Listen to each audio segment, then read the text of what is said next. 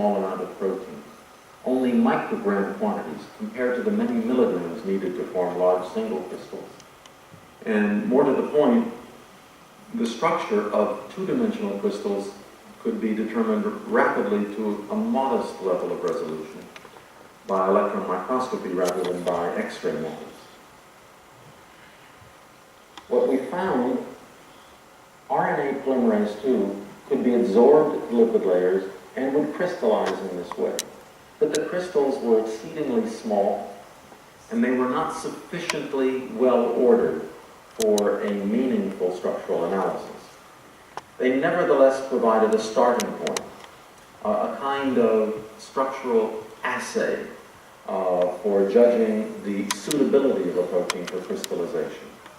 We soon found, by varying the conditions of preparation of the protein, the impediment to the growth of larger, better ordered crystals was a degree of heterogeneity in the preparation due to a limiting amount, a sub-stoichiometric amount of the fourth and the seventh largest subunits of the 12 protein assembly.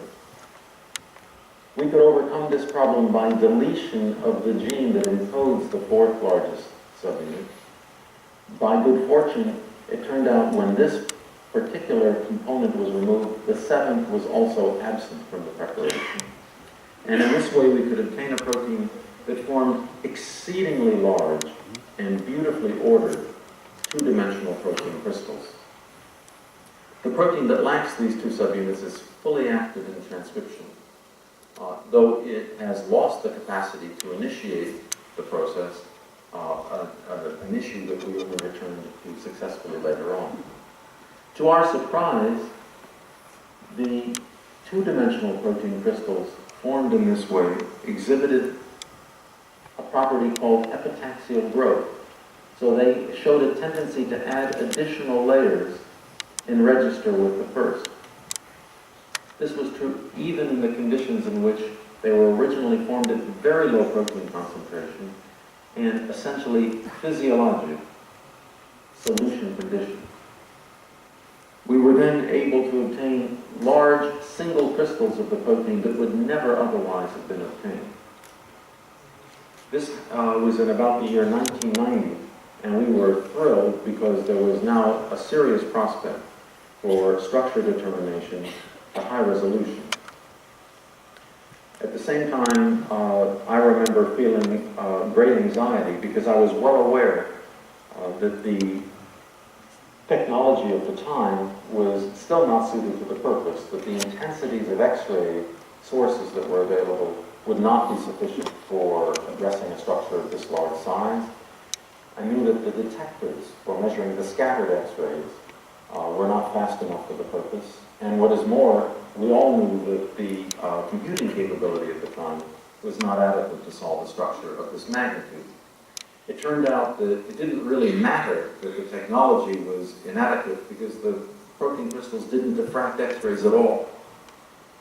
And the problem would have ended there were it not for one of my colleagues noticing that the crystals were faintly tinged with yellow color. What he realized was that the crystals, the protein in the crystal, was damaged by exposure to atmospheric oxygen. It was damaged by oxidation. And the solution of that problem was the rigorous exclusion of atmospheric oxygen for all the rest of the studies. When that was done, then it emerged that the crystals would be suitable for analysis by X-ray diffraction, but the crystals themselves varied widely in their cell dimensions. So they varied by as much as 10 angstroms along one of the directions of the ordered array in the crystal. That problem was eventually solved by dehydration, by shrinking the crystals until they became uniform in all regards. Finally came the challenge, which will be known to some but not most of you. For solution of such a problem, to determine the structure by X-ray crystallography, one must measure not only directly the scattering of light of X-ray photons, but also separately determine what is called the phase of the scattered radiation, and that is done by creating derivatives, by adding large heavy atoms like platinum or gold or mercury or what have you, that absorb to the protein and are required for the purpose of phase determination. But none of the heavy atoms that had ever been used in the past were applicable to this problem. All would destroy the crystals. And this set my colleagues off on a desperate search for non-standard, for new heavy atom derivatives, which they eventually found. So all of what I have told you took a very long time. It was 10 years from the discovery of lateral diffusion of lipid layers to the creation of the first 2D protein crystals. Another 10 years before it emerged, they could be used to produce the growth of large single crystals suitable for X-ray diffraction. And yet another 10 years, 10,000 liters of yeast cell culture, and one graduate student went into the solution of the problem. What you see here is actually my former graduate student, Ken Westover, who was a gymnast, and being lowered by a longtime colleague, Dave Bushnell, into the 100-liter fermenter that was used to produce all the yeast from which we derived the enzyme eventually used to solve the problem. So the protein that was solved in the year 2000 contained 10 of the original 12 protein subunits. It contained over 3,500 amino acids, over 28,000 carbon, nitrogen, and oxygen atoms, solved originally to a resolution of 2.8 angstroms. And this is a picture of the structure that was obtained, as I say, a little over 10 years ago.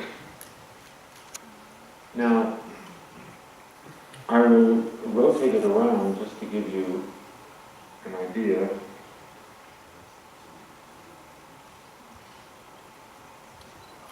A view from one side, a view down central channel of the enzyme. I'll return to that in a moment.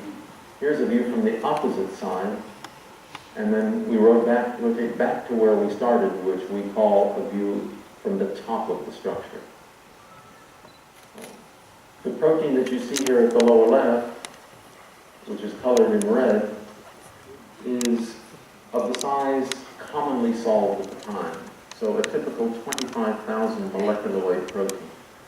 It gives you a sense of the size and complexity of the entire structure.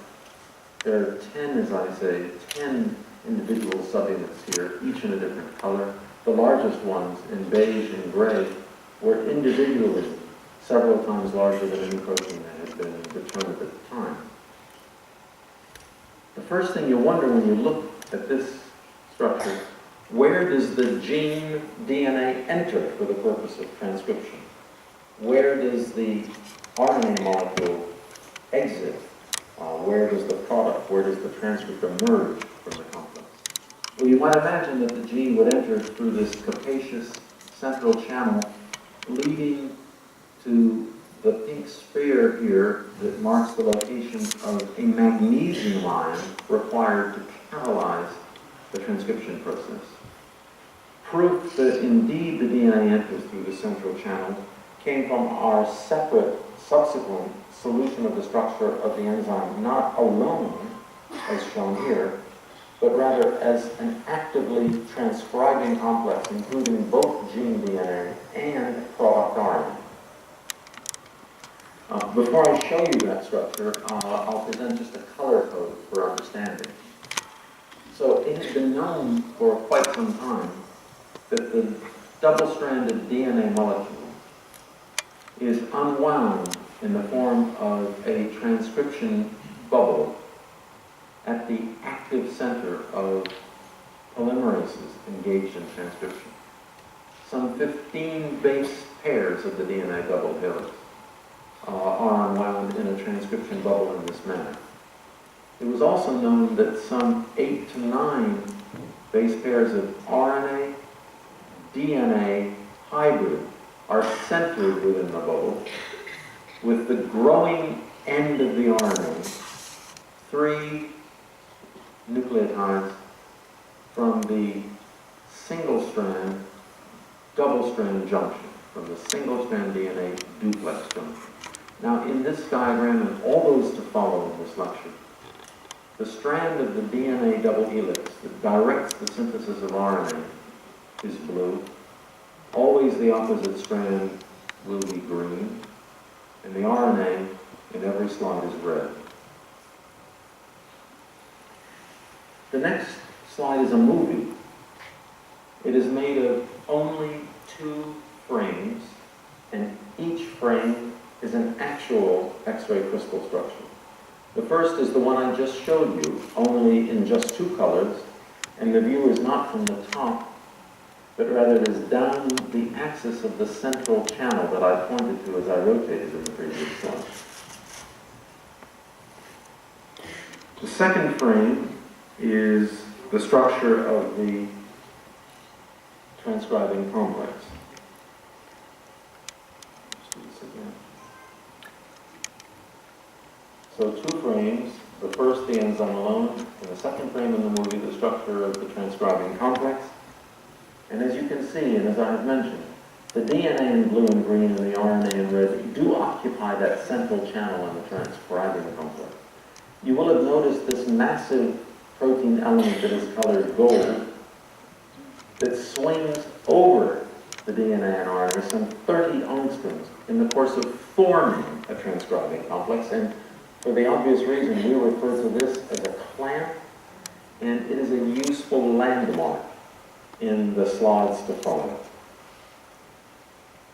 Now what I'll do is rotate around to a view from the side, and then I'll remove some of the protein, which is here in white, and that obscures the DNA and RNA, to arrive at what I think is the best view of RNA polymerase II in the act of transcription at near atomic resolution. In this view, you can see, because of having removed the superficial protein, the entire course of nucleic acids through the structure. So here not only the protein change, but also the strands of DNA have been built into the observed electron density from X-ray crystallography. What we learn is that the DNA double helix enters in this particular direction of view from the right.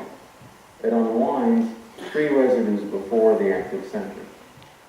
After that point comes a sharp bend in the coding or in the template strand of the DNA, as a result of which the next base of the DNA is flipped 90 degrees, points down towards the floor of the active center for readout in the transcription process.